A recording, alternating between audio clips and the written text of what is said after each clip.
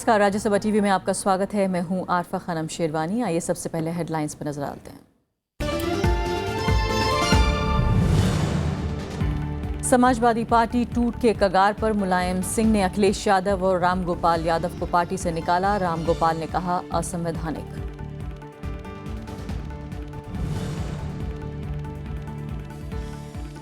अरुणाचल की राजनीति में नया मोड़, पार्टी से निष्कासित पेमा खांडू के समर्थन में बीजेपी, तकम पारियो हो सकते हैं नए मुख्यमंत्री।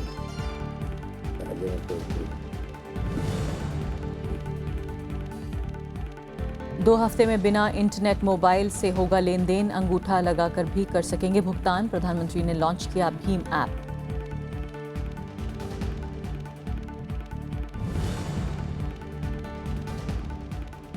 कांग्रेस का नोटबंदी के औचित्य पर सवाल, चिदंबरम ने कहा प्रधानमंत्री मांगे माफी। जेटली ने कहा हालात हो रहे हैं सामान्य।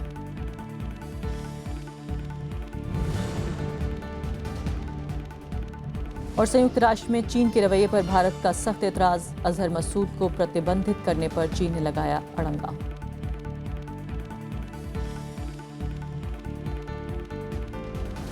और अब पहली खबर।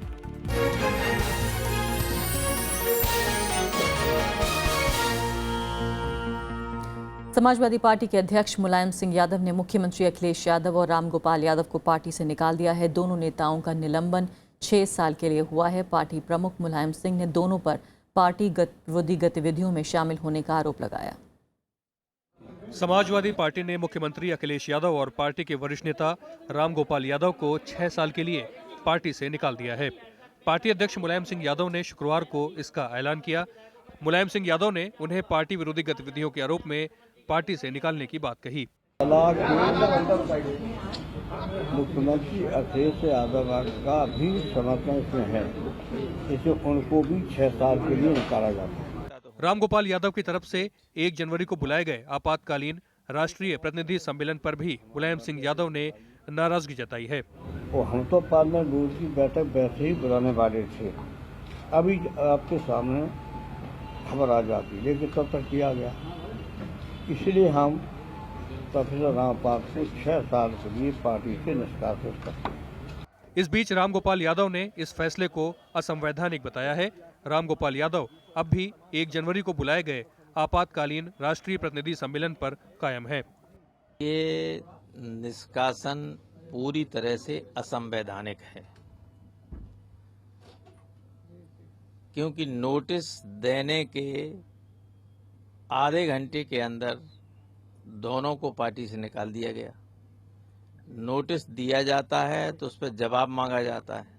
करीबियों को टिकट नहीं मिलने से नाराज अखिलेश यादव कैंप की तरफ से शुक्रवार को 235 उम्मीदवारों की सूची जारी की गई थी, जिसमें मंत्री अरविंद सिंह गोप, पवन पांडे, राम गोविंद चौधरी का नाम शामिल है। हालांकि अखिलेश यादव की तरफ से इसकी पुष्टि नहीं की गई है और न ही सूची पर उनके दस्तखत हैं। Bureau report, Rajya Sabha TV. Samajwadi party से अखिलेश यादव के निष्कासन पर दूसरे दलों का क्या कहना है, आइए सुनते हैं। परिवार टूटता है तो पार्टियां बिखर जाती हैं, और उत्तर प्रदेश के लोगों ने तो अखिलेश यादव जी को पहले ही खारिज कर दिया था, क्योंकि वो जो दायित्व उनके पास था, जो जिम्मेदारियां उनके पास थी, जो वायदे उन्होंने किए थे, जो घोषणाएं उन्होंने की थी, उनमें वो पूरी तरह से विफल रहे। समाजवादी पार्टी है, उसमें हम सब लोग साथ थे, काफी मेहनत करके हम लोगों ने पार्टी खड़ी की थी, लेकिन अब वो अलग है तो ये आंतरिक मामला उनका, हाँ, दुर्भाग्यपूर्ण जरूर है। समाजवादी पार्टी को अपने अंतर कलह का निर्णय स्वयं करना है। अगर उत्तर प्रदेश में जहां एक चुनी हुई सरकार है वहां अनस्टेबिलिटी की स्थिति पैदा होती है, तो भारतीय जनता पार्टी अब से पहले ही चोर दरवाजे से सत्ता में आने के कयास लगाने लगी है। समाजवादी पार्टी में संकट के बीच कांग्रेस पार्टी के सभी विकल्प खुले रखे हैं। कांग्रेस पार्टी का ऐसा कहना है। पार्टी महासचिव गुलाम नबी आज़ाद ने कहा कि राजनीति संभावनाओं का खेल है और किसी संभावना से इनकार नहीं किया जा सकता। उन्होंने बलरामपुर में पार्टी के प्रचार के दौरान ये बातें कहीं। दरअसल समाजवादी पार्टी के अध्यक्ष मुलायम सिंह यादव कांग्रेस से गठबंधन से इनकार कर चुके हैं। वहीं मुख्यमंत्री अखिलेश यादव कई मौक़ों पर कांग्रेस से गठबंधन की बात कह चुके हैं।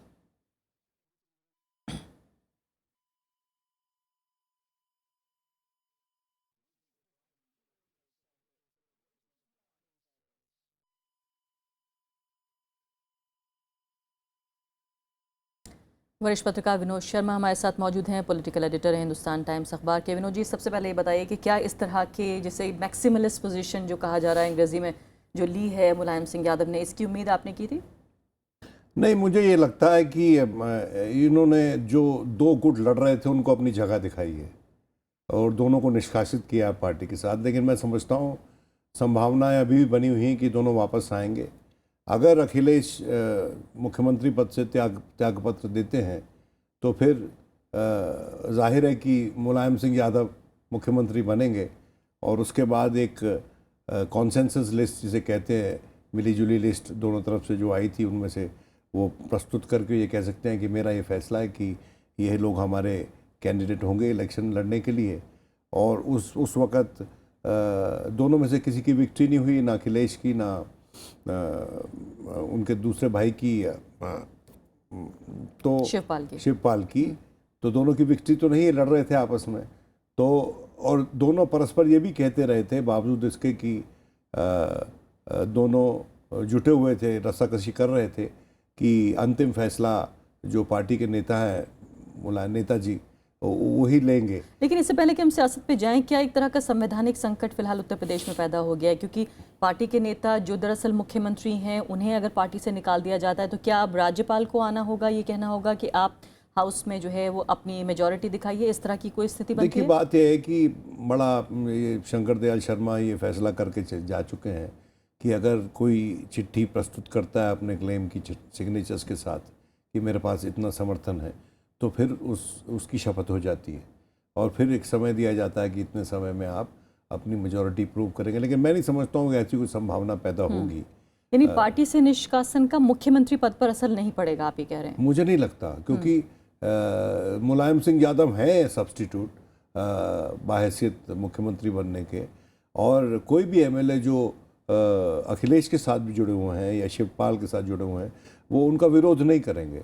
तो ये संभावना है कि वो स्वयं मुख्यमंत्री बन जाएं और उसके बाद दोनों की दावेदारी जो है वो उसका एक समागम प्रस्तुत करें। लेकिन अखिलेश यादव को जाना होगा चुनाव से अखिलेश पहले। यादव को जाना होगा अगर यही स्थिति बनी रही तो, यानी आप ये कह रहे हैं कि अगर स्थिति यही बनी रही फिलहाल जो हमारे सामने है तो अखिलेश यादव को कम से कम मुख्यमंत्री पद से जाना होगा, फिर समाजवादी पार्टी कोई नया मुख्यमंत्री उनके पास दूसरा उपाय सिर्फ एक है कि पार्टी का जो डायरेक्शन है जो कि मुलायम सिंह ने दिया है उसका विरोध करें, और वो विरोध करने के बाद फिर उनको अपना बहुमत सिद्ध करना पड़ेगा सदन में। तो मैं नहीं समझता हूँ कि अखिलेश यादव, जो कि कई बार ये कह चुके हैं कि हम क्यों ये पार्टी छोड़ेंगे, हम ये पार्टी नहीं तोड़ेंगे, ये हमारी पार्टी है, और जो लोग बाहर से आए हैं वो जाएं, हम क्यों जाएंगे। और जब वो कहते हैं जो लोग बाहर से आए हैं वो जाएं, उनका तात्पर्य अमर सिंह से है। तो इसमें राजनीति ही नहीं, परिवार की भी कुछ समस्याएं हैं जो उजागर होती हैं इस स्थिति से। लेकिन देखिए, मुलायम सिंह यादव बहुत ही परिपक्व नेता हैं और बहुत ही चालाक नेता हैं, और वो मैं समझता हूँ कि इलेक्शन से पहले खुदकुशी नहीं करेंगे और अखिलेश यादव भी नहीं करेंगे, क्योंकि जो फ्यूचर है वो तो अखिलेश के पास है।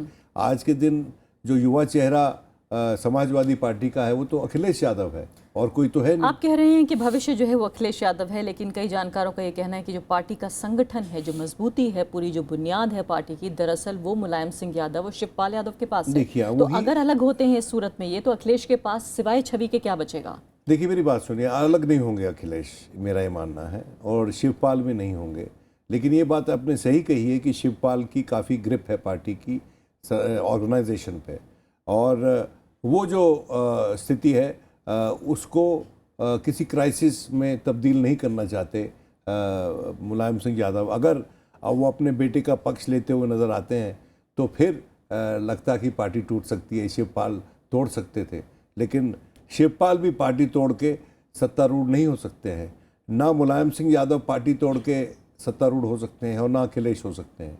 तो इसलिए ज़मीन पे वस्तुस्थिति यही है कि तीनों मिलके काम करें, और वो स्थिति मेरे पास पैदा समय कम है। आखिरी बात आपसे पूछना चाहती हूँ कि इस पूरे जो सिनेरियो, पूरी जो तस्वीर हमारे सामने नजर आ रही है, इसमें जो विपक्षी दल है उनमें सबसे बड़ा फायदा आपको किसको मिलता नजर आ रहा है अगर स्थिति यही रहती है? देखिए, अगर स्थिति यही रहती है तो फिर बहुजन समाज पार्टी को फायदा होगा, बीजेपी को क्योंकि जो माइनॉरिटी का वोट है उनके पास एकजुट होकर जा सकता है।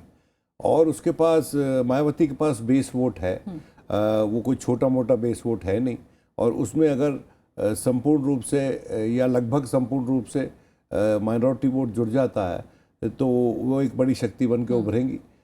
लेकिन अभी भी इलेक्शन होने में थोड़ा समय है, तो हमें इंतज़ार करना चाहिए। अभी जो हम डिस्कशन कर रहे हैं स्पेकुलेटिव है, और क्योंकि आज ही ये सब प्रकरण हुआ है, तो मैं समझता हूँ देखते हैं 1-2 दिन उसके बाद। और आपकी बात को भी बिल्कुल नोट करके रखना होगा कि ये स्थिति ऐसी नहीं रहेगी फिलहाल जो है, और आपको लगता है एक समझौता हो जाएगा, क्योंकि देखिए इनमें से कोई भी खुदकुशी नहीं करना पहले भी चाहता। हुआ समझौता, और कल मिलके आए थे अखिलेश यादव अपने पिता से, तो बातचीत तो बंद नहीं हुई इनमें। चलिए, मुझे फिलहाल बहुत बहुत शुक्रिया, आपका समय मेरे पास समाप्त हो गया। एक छोटा सा ब्रेक लेते हैं, ब्रेक के बाद हम हाजिर होंगे।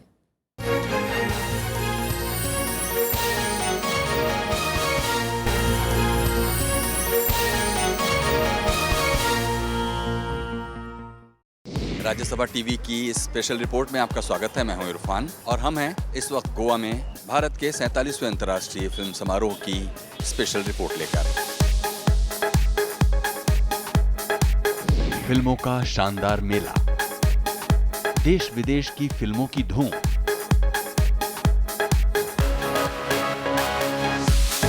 देखिए भारत के 47वें अंतर्राष्ट्रीय फिल्म महोत्सव पर हमारी खास पेशकश सिर्फ राज्यसभा टीवी पर।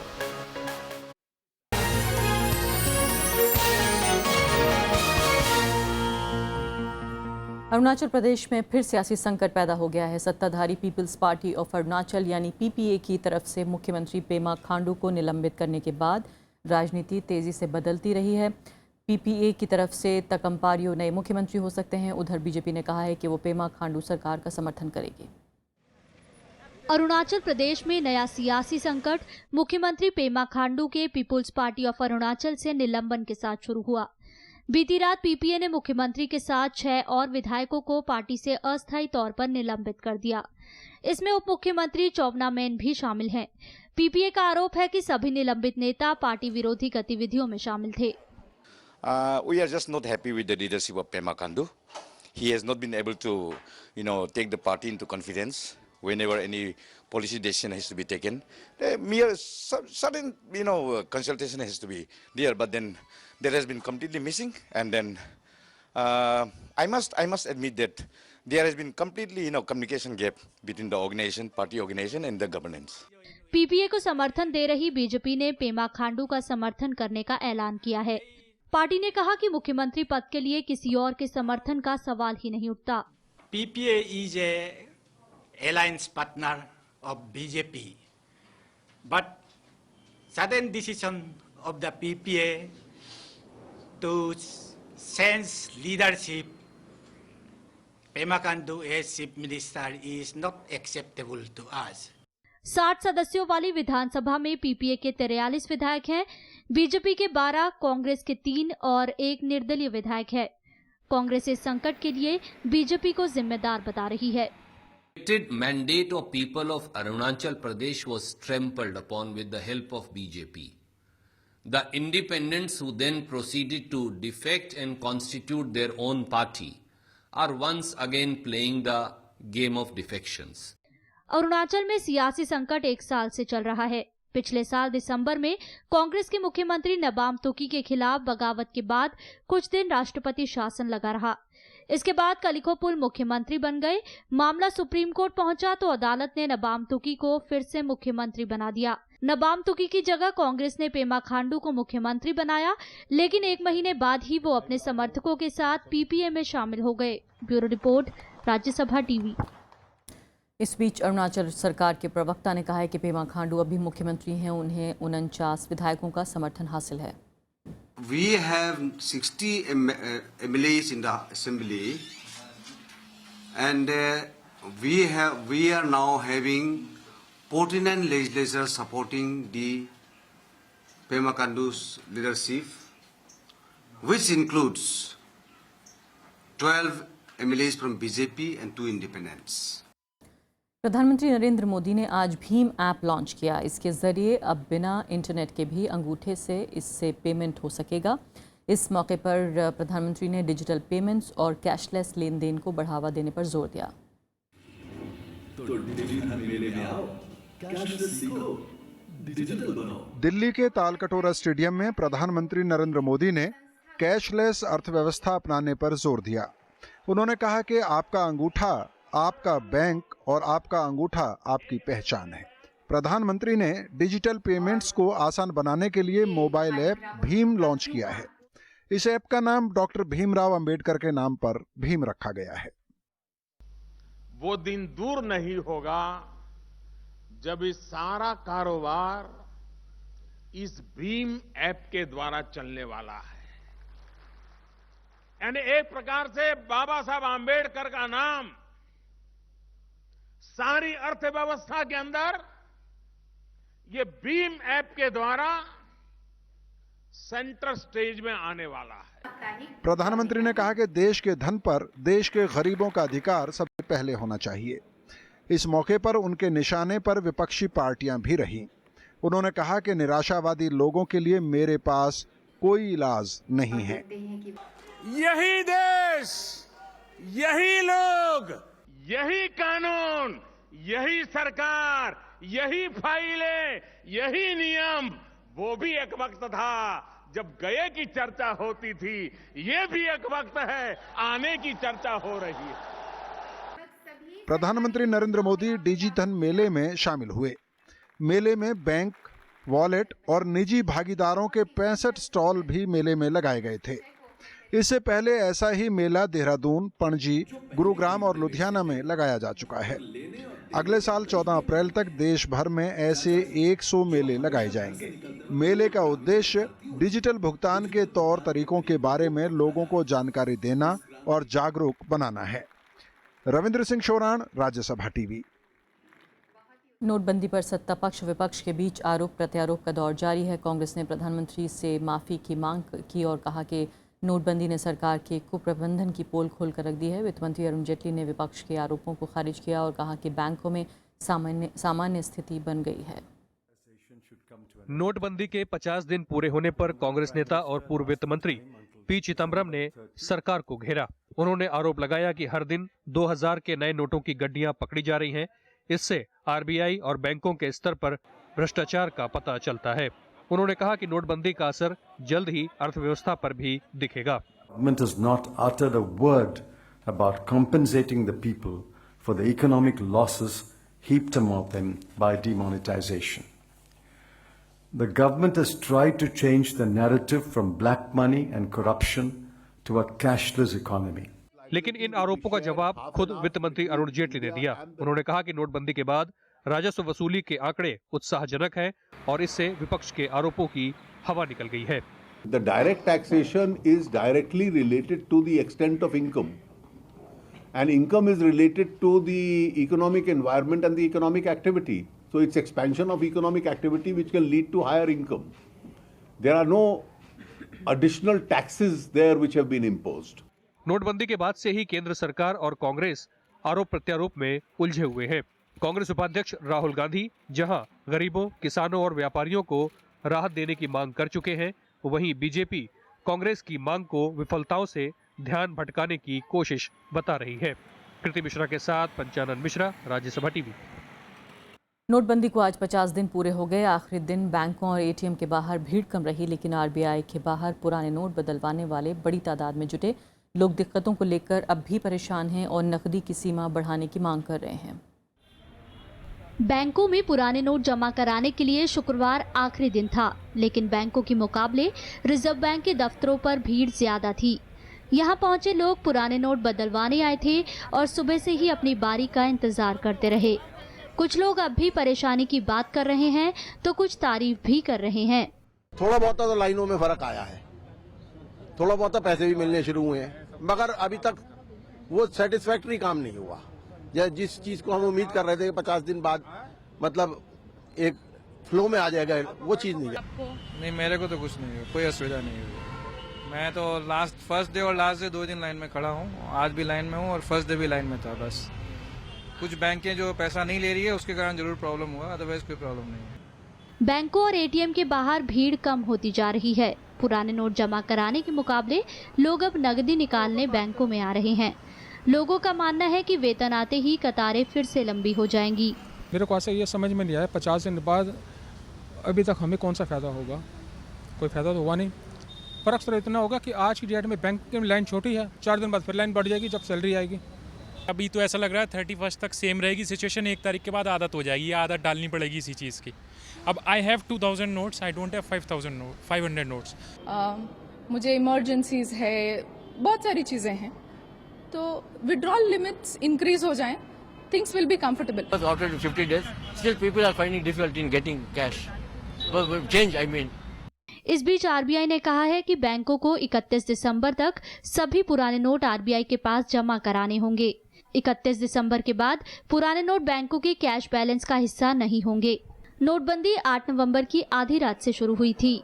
अब 1 जनवरी से 31 मार्च तक पुराने नोट वजह बताकर सिर्फ आरबीआई के केंद्रों पर ही जमा कराए जा सकते हैं। इसके बाद 10 से अधिक पुराने नोट रखने पर कम से कम 10,000 रुपए का जुर्माना लगेगा। अनु दीवान, राज्यसभा टीवी। झारखंड के गोड्डा जिले में हुए खदान हादसे में अब तक 10 शवों को निकाला जा चुका है। अब भी कई लोग दबे हैं, जिन्हें निकालने का काम युद्ध स्तर पर चलाया जा रहा है। बचाव काम में एनडीआरएफ को लगाया गया है। प्रधानमंत्री नरेंद्र मोदी ने भी हादसे पर गहरा दुख जाहिर किया। ललमटिया में हुए खदान हादसे के बाद इलाके में दहशत है। हादसे की खबर फैलते ही लोग अपनों की तलाश में इधर उधर भटकते नजर आए। पुलिस और प्रशासन युद्ध स्तर पर राहत और बचाव के काम में जुटा है। इसमें एनडीआरएफ की भी मदद ली जा रही है। मामले की जांच के लिए एक उच्च स्तरीय कमेटी गठित की गई है। अभी जो प्राइमा फेसी लगता है कि ये ओबी सब्सिडेंस शायद नहीं है, इसमें जो मेन जो सरफेस है वही धसा है, जो थोड़ा सा अनयूजुअल है, जो नॉर्मली नहीं होता है। लेकिन अभी हमारी प्रायोरिटी है कि हम जल्दी से जल्दी इसको रिकवरी ऑपरेशन करके इसको कम से कम पता कर सके कि क्या स्थिति है। प्रधानमंत्री नरेंद्र मोदी ने मुख्यमंत्री रघुबर दास से फोन पर बात कर हालात का जायजा लिया। प्रधानमंत्री ने केंद्रीय मंत्री पीयूष गोयल को भी राहत कार्य में तेजी लाने का निर्देश दिया है। रघुबर दास ने दोषियों के खिलाफ सख्त कार्रवाई की बात कही है।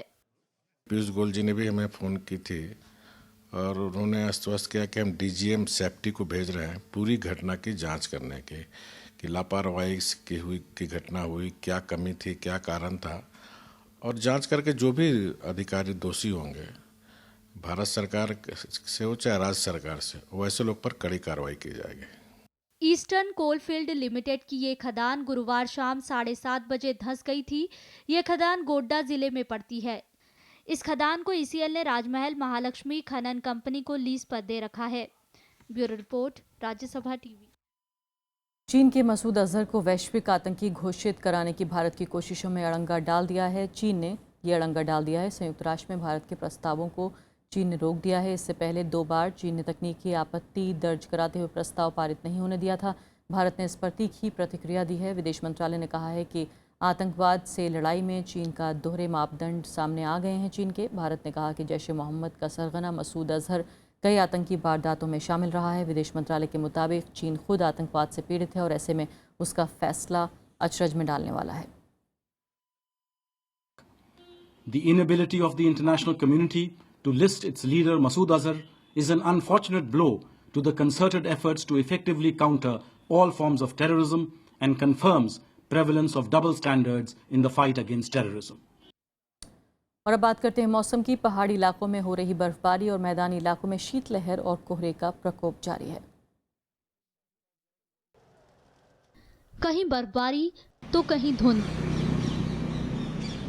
देश के अधिकतर इलाके इस वक्त भीषण ठंड की चपेट में हैं। श्रीनगर में रात का पारा गिरकर 3 डिग्री सेल्सियस तक पहुंच गया। भुवनेश्वर में 5.6 डिग्री तापमान दर्ज किया गया। पटना में भी पारा गिरकर 4.3 डिग्री सेल्सियस पर पहुंच गया। इस टाइम धुंध ने बहुत ज्यादा वक्त पाया है। आन जान से बहुत मुश्किल आ रही है। ट्रैफिक से पता नहीं कुछ लग रहा, कौन आ रहा कौन जा रहा। इतना बहुत घटनावां हो सकती हैं। बहुत बुरा हाल है धुंध का। मौसम विभाग के मुताबिक अगले 2-3 दिनों में पहाड़ी इलाकों में बारिश और बर्फबारी की संभावना है। ठंड तो बहुत ज्यादा है, हद से ज्यादा ही ठंड है। हाथ और पैर भी काम नहीं कर रहे हैं। इस हालात पर चल रही है मौसम। घने कोहरे के चलते रेल, सड़क और हवाई यातायात पर असर पड़ रहा है। धुंध की वजह से 11 अंतर्राष्ट्रीय उड़ानें देरी से चल रही हैं, जबकि 2 घरेलू उड़ानों को रद्द कर दिया गया। धुंध के चलते 54 ट्रेनें भी देरी से चल रही हैं। दिल्ली से चलने वाली 12 ट्रेनों का समय बदला गया। कहीं आना जाना मुश्किल कर दिया है। ट्रेनों का भी कोई अता पता नहीं है, कोई 12 घंटा लेट, कोई 15 घंटा लेट चल रही है ट्रेन, बड़ी मुश्किल है। मौसम विभाग के मुताबिक अगले कुछ दिनों तक ठंड से राहत नहीं मिलेगी। Bureau report, Rajya Sabha TV. इसी के साथ अभी के लिए इतना ही। नमस्कार।